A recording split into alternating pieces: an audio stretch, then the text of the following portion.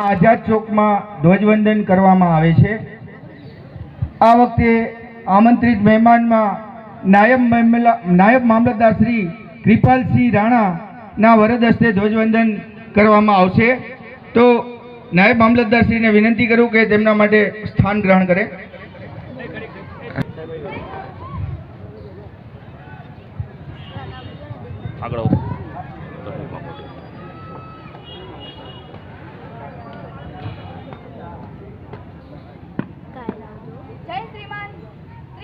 ध्वजारोहण के लिए पधारिए।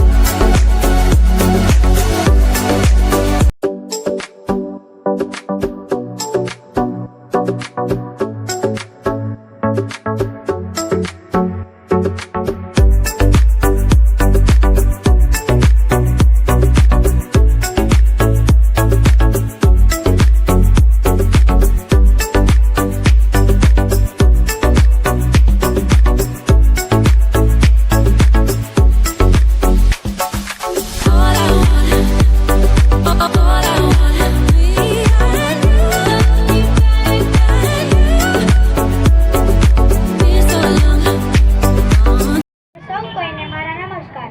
મારું નામ મકવાણા ખુશી જયેશભાઈ છે. હું ધોરણ 7 માં અભ્યાસ કરું છું. મારી શાળાનું નામ ધ રોયલ કે Gujarati and English medium school and high school છે.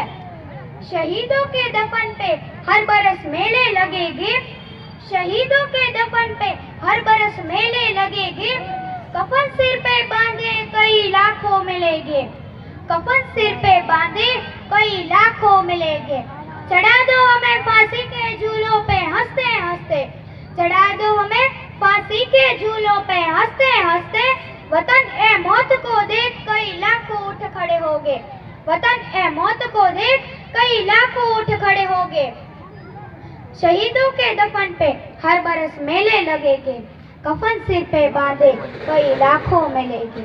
હવે હું મારું વક્તવ્ય શરૂ કરીશ. શું આઝાદી જેવી મહામૂલ્ય વસ્તુ આપણને મસ્તા રસ્તામાં અને સસ્તામાં જ મળી ગઈ છે? અરે આ આઝાદીનો પાયો નખાયો તો સન 1957 માં. કહેવાય છે કે चमक उठी सन 57 में वह तलवार पुरानी थी, चमक उठी सन 57 में वह तलवार पुरानी थी, बुंदेलखंड के मुंह से सुनी यह हमने कहानी थी, बुंदेलखंड के मुंह से सुनी यह हमने कहानी थी, खूब लड़ी मर्दानी वो तो झांसी वाली रानी थी, खूब लड़ी मर्दानी वो तो झांसी वाली रानी थी, झांसी वाली रानी थी. હા, તમે સાચું જ સાંભળ્યું. અંગ્રેજોના દાંત ખાટા કરવામાં નારી શક્તિ પણ પાછી નહોતી રહી. રાણી લક્ષ્મીબાઈ જેવી વીરાંગનાઓએ પણ પોતાના જીવનની આહુતિ આપી હતી. રાણી લક્ષ્મીબાઈએ પોતાના દેશને આઝાદ કરાવવા માટે દીકરાને પીઠ પાછળ બાંધી લડ્યા અને છેલ્લા શ્વાસ સુધી લડ્યા હતા. આ દોર હતો રાજા મહારાજાઓનો અને બાદશાહોનો. સૌ કોઈ સાથે મળીને દેશને આઝાદ કરાવવા માટે પોતાનો સિંહ ફાળો આપ્યો હતો. ત્યારબાદ સમય આવ્યો નવા યુગનો, જ્યાં એજ્યુકેશન સિસ્ટમે દેશના યુવાનો અને સૌ કોઈને સમજતા કર્યા. કઈ કેટલાય લાખો લોકો પોતાની ભાષા, પ્રાંત, જાતિ, ધર્મ અને અનેક વાડાઓ છોડી એક બન્યા. તુમ મુझे खून दो मैं तुम्हें आजादी दूंगा, तुम मुझे खून दो मैं तुम्हें आजादी दूंगा કહીને સુભાષચંદ્ર બોઝે સૌ યુવાનોમાં જુસ્સો પૂર્યો હતો. સ્વતંત્રતા એ મારો જન્મસિદ્ધ અધિકાર છે, સ્વતંત્રતા એ મારો જન્મસિદ્ધ અધિકાર છે કહીને બાલ ગંગાધર તિલકે સૌ લોકોને ગુલામીમાંથી મુક્ત થવા પ્રેરણા આપી હતી. અને આપણે ગુજરાતને કેમ ભૂલી શકીએ? મારા ગુજરાતનું ગૌરવ એટલે સરદાર પટેલ. ખુલ્લેઆમ ચરોતરમાં અંગ્રેજોનો વિરોધ કર્યો અને જેલ ભોગવી હતી. અને ગાંધીજી વગર તો આ ગાથા એકદમ અધૂરી જ રહે. એકદમ સૂકી લાકડી જેવું મરદાર શરીર, ટૂંકી ધોતી અને કૃશ કાયા. પણ એની જીગરની વાત કરું ને તો સાહેબ, હજારો લાખો અંગ્રેજોને પાછા પાડી દે એવી તો એની માયા. હજારો લાખો અંગ્રેજોને પાછા પાડી દે એવી તો એની માયા.